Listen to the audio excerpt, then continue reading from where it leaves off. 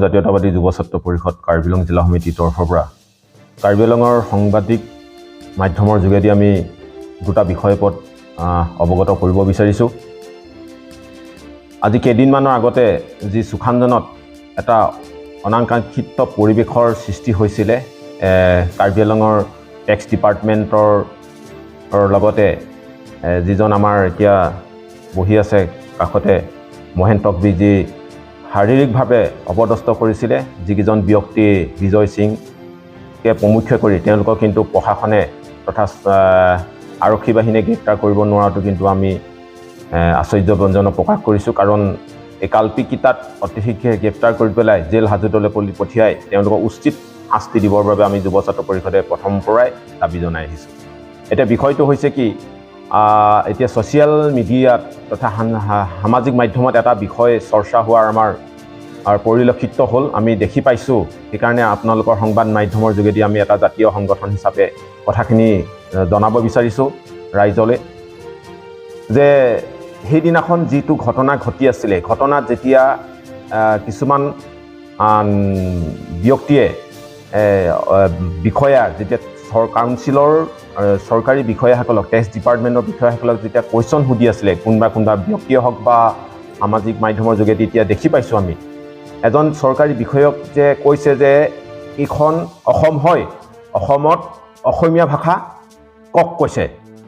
আমি অসম জাতীয়তাবাদী যুৱ ছাত্ৰ পৰিষদে প্ৰথমতেই ধিক্কাৰ দিব বিচাৰিছোঁ যে যোনে সুধিছে, সংবাদ মাধ্যমৰ কৰ্মীয়ে হওক বা অন্য পাব্লিকেই হওক, তেওঁলোকক আমি আপোনালোকৰ মাধ্যমৰ যোগেদি তেওঁলোকক অৱগত কৰিব বিচাৰিছোঁ যে অসমখন বিভিন্ন জাতি জনগোষ্ঠীৰে সম্প্ৰীতিৰ এখন গঢ়া ৰাজ্য।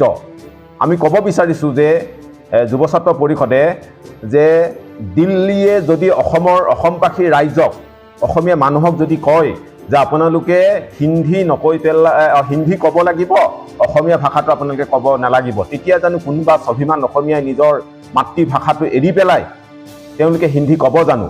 কোনোদিনাখনে নক'ব। কাৰণ কোনো এটা জাতিক জোৰ জবস্তিৰ ভাষা জাপি দিয়াটো উচিত নহয়। ঠিক তেনেকৈ কাৰ্বি আংলঙৰ কাৰ্বি জনগোষ্ঠীৰ এজন বিষয়াৰ তেওঁলোকৰ ভাষা হৈছে কাৰ্বি ভাষা প্ৰাধান্য, তেওঁলোকৰ নিজৰ মাতৃভাষা কাৰ্বি ভাষা। লগতে সেই বিষয়াজনে ইংলিছতেই কওক বা হিন্দীতেই কওক বা কাৰ্বিতেই কওক, তেওঁ সেইটো বাক স্বাধীনতাটো আমাক সংবিধানে দি থৈছে, তেওঁ সংবাদ মাধ্যমতে কওক বা সামাজিক মাধ্যমতে কওক। কিন্তু এই বিষয়টো লৈ পেলাই যিটো যে কৈছে যে অসমত অসমীয়া ভাষা ক'ব লাগিব, এইখন অসম হয়, এইটো কিন্তু আমি যুৱ ছাত্ৰ পৰিষদে ধিক্কাৰৰ নিন্দা দিছোঁ। এইটো বৰ গৰিহণাযোগ্য বিষয়। সেইকাৰণে আমি কৈছোঁ যে যুৱ ছাত্ৰ পৰিষদে কোনো কালতে কোনো দিনাখন কোনো অসমৰ বসবাস কৰা খিলঞ্জীয়া জনগোষ্ঠীসমূহৰ ওপৰত ভাষা জাপি দিয়াটো আমি বিচৰা নাই। অসমীয়া ভাষাটো হৈছে উপভাষা হিচাপে আমি এটা জাতিৰ পৰা অন্য এটা জাতিৰ আদান প্ৰদানহে আমাৰ এটা মাধ্যম। এই মাধ্যমবোৰ সেইসকল ব্যক্তিসকলে জানিব লাগে। আৰু 2 নম্বৰতে আমি ক'ব বিচাৰিছোঁ যে যিজন ব্যক্তিয়ে আমি দেখি পাইছিলোঁ যে সংবাদ মাধ্যমৰ যে হোটেলত আহি পেলাই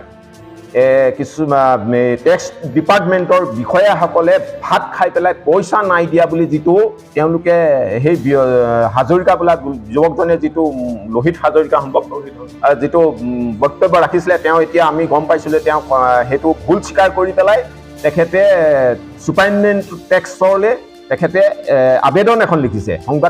সামাজিক মাধ্যমত আমি দেখি পাইছোঁ। এইটো ক্ষেত্ৰত আমি যুৱ ছাত্ৰ পৰিষদে সেই যুৱকজনক ক'ব বিচাৰিছোঁ যে যিকোনো ক্ষেত্ৰত জ্ঞান নোহোৱা কাৰণে, সামান্য পৰিস্থিতিৰ বিষয়ে অধ্যয়ন নোহোৱা কাৰণে কোনোবাই টানি আনি পেলাই কলিবলৈ দিয়াটো তেওঁৰ বাবে সেইটো গ্ৰহণযোগ্য নহয়। সেইকাৰণে সেই যুৱকজনকো কৈছোঁ যে যিকোনো বিষয়ৰ ওপৰত আপুনি অধ্যয়ন কৰি পেলাইহে তাৰপিছত আপুনি বক্তব্য দিব লাগে। আৰু ইয়াত তৃতীয় পক্ষ এটা জড়িত হৈ আছে বুলি আমি যুৱ ছাত্ৰ পৰিষদে কিন্তু কাৰ্বি আংলঙৰ স্বায়ত্তশাসিত পৰিষদৰ ডক্টৰ তুনিৰাম ৰংহাঙক আমি সংবাদ মাধ্যমৰ যোগেদি জনাব বিচাৰিছোঁ।